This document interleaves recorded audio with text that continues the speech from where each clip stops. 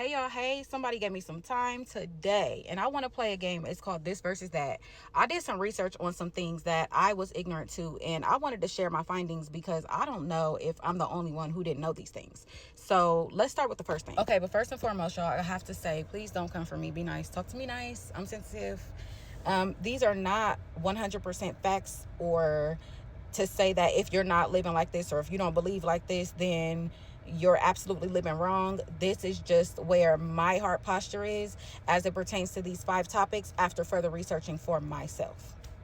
Okay, so I want to talk about the biggest elephant in the room. The first one is going to be celibacy versus abstinence. I'm seeing this one so much lately, and so I wanted to go ahead and just take this one head on first. Celibacy is a permanent decision, a permanent lifelong decision to not have sex. And historically and religiously, it's also a permanent lifelong decision to not get married.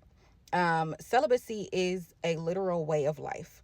Abstinence, on the other hand, is a decision, and it can be either temporary or long term to abstain from sex, but you do want to get married. So the best example that I can think of is the most common one that I'm seeing, not going to have sex until I'm married.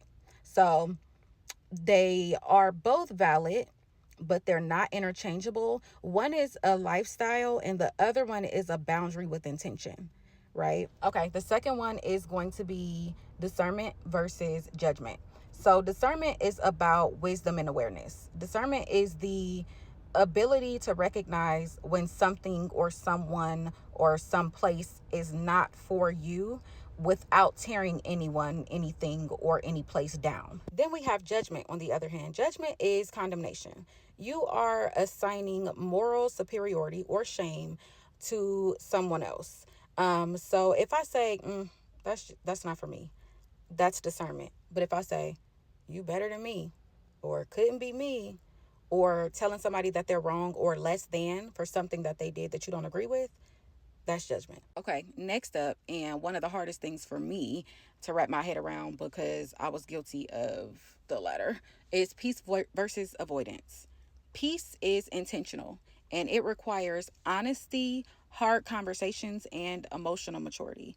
And then you have avoidance, which is refusing to deal with the hard stuff, but then calling it protecting your peace.